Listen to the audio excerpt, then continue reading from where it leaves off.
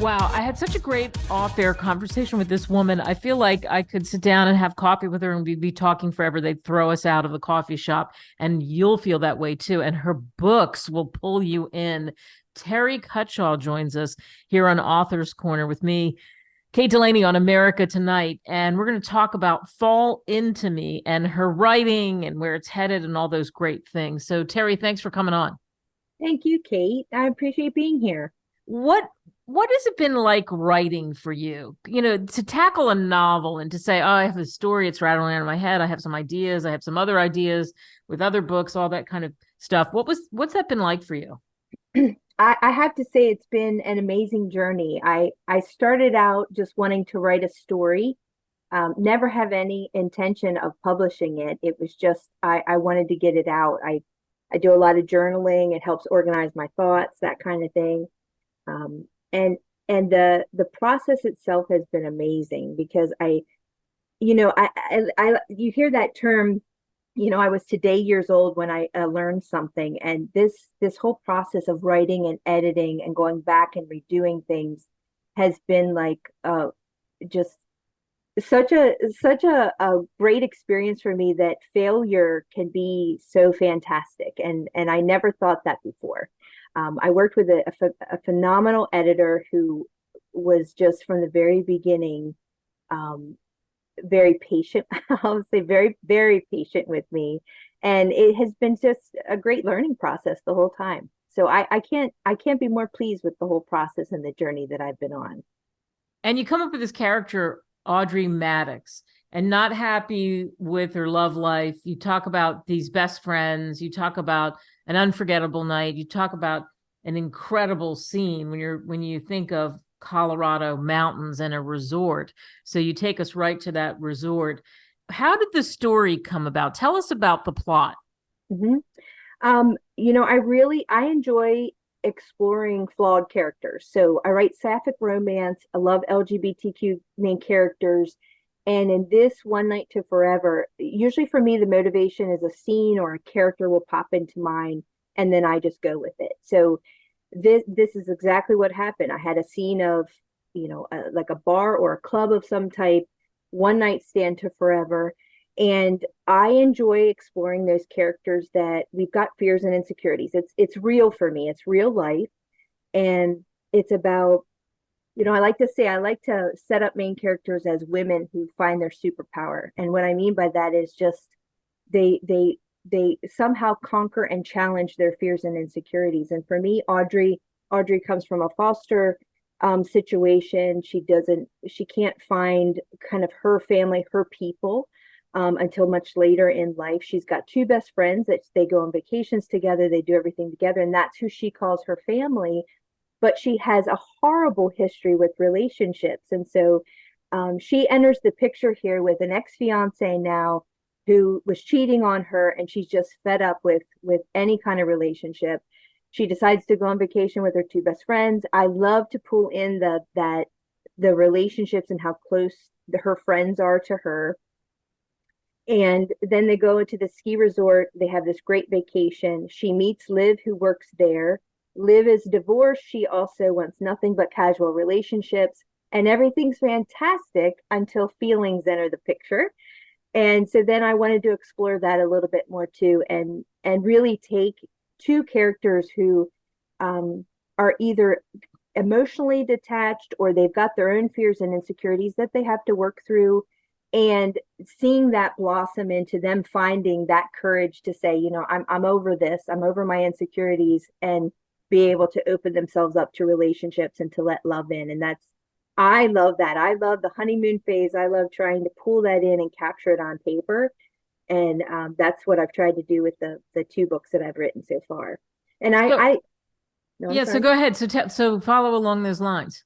I talk about the flawed characters, and I obviously I'm basing that off of reality. I'm totally flawed. I feel like, I have so many fears and insecurities I've tried to get through as I've aged, and it's real. It's totally real. And I like to say that we're all flawed, but together imperfect can be extraordinary. And it just, you see that in people. I love asking people questions. I love to to understand what brings people together. And so many times I hear that it's when we are able to find the courage we need to get past our own fears and insecurities in order to show up better for other people. And that's really what I like to try to pull out in my stories. Nice. And you have definitely succeeded in that. What do you hope people take away from reading Fall Into Me? For me, it was just a beach read, easy read, an escape. I love reading, same genre. I love romantic novels. I love thrillers, dramas, that kind of thing, where there's a component of romance in there. So I'm looking for those two main characters that are trying to figure out their own thing, but then they come together and together they're even better. So it's really just enjoy it, find an escape. As so many other people, yourself, I'm sure included, we work really hard during the day. We spend a lot of time at work. We spend a lot of time on where we need to be and helping others. But then you need that time for yourself as well to make sure you can show up well. And this for me is just an escape. And I hope readers find that as well. And a little bit of, tucked in a corner somewhere for a couple hours and get a good story out of it. And what I love about you is you talk about the two books, and I know there's another one cooking, is that you are really have that science brain. You got that degree in pharmacy. You were the pharmacist. You were working in pharma. You were doing that whole clinical thing. Wow, wow, wow. So I think in exploring that, you're showing a whole nother side of yourself. Was that exciting for you? Oh yeah, big time, because I was all very, very clinical, science driven. When I was younger, I had the creativity part, but you finish school, you go to college, and you're on this path to do what you want to do and set up a career, which I've thoroughly enjoyed as well. But there came a point where it was time to kind of go back, and I was missing the writing, I was missing journaling, I was missing those things that I realized that I wasn't quite in balance like I needed to be. And I think that too came with age. I got to a point where I realized that, I think I'm going to run myself into the ground if I don't find a better balance for myself. And interestingly enough, I just started writing one day, and that is where I found a really nice outlet that provided a balance for me. And now it excites me every day when I get to sit down and write a little bit, and I intend to keep it up. So it's been very, very healthy for me. And you've got another book that's coming out eventually, right? So tell us about your next book. Give us a sneak of that. Yes. So the next one also will be a romance. I've got this one set at the beach, so I like the beach setting. It would be I'm going to go back a little bit to medical background for one of the characters. I'm going to have a neurologist in the story that doesn't can't quite figure out how to do both, can't quite give what she needs to her career, but also be a good wife. And I'm going to explore that a little bit, so that'll be what she needs to come up with as far as challenging herself and finding the courage to get past some insecurity she has. And then I'm going to set her up with another character that's very confident, has an army background, but for her, she's got some PDS, the post-traumatic stress disorder that she's got to work through, and that also holds her back a little bit. And so then we'll find a way to bring the two of them together and get a happy ever after out of it. And we should say that everybody can get your books on Amazon, Barnes and Noble, wherever great books are sold. You have a bazillion reviews on your books, especially this one we just talked about. You can get it for a song on Kindle, or if you like paperback, you can get it that way. Did you ever imagine, because I said that, we touched on that with the whole science background, that you would be doing this and really loving it? No, actually, it's for me, it was I kind of stumbled upon it, and it happened when professionally I had hired a productivity coach and health coach to work with me. I was struggling a little bit in my professional career, and I just wasn't quite connecting the dots with what I had to do to move forward.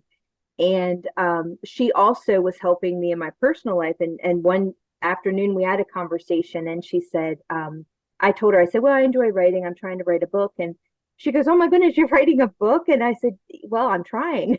I'm definitely trying. And she said, well, are you going to publish it? And I was like, well, no, I have no plans to publish it. I just want to actually get it done. And it's taken me at that point, my first book took me over 10 years to actually write it. And she said, you can't actually write a book without publishing it. And that from that moment forward, I started thinking, well, maybe I do need to try to publish it. And you know what, they say that the rest is history, but for sure, it actually happened in a conversation, and she got me thinking about things a little differently. And here we are now, and I'm on my third book, and I'm thoroughly enjoying it. I love it. Continued success. Get her books. Terri, thank you. Thank you, Kate.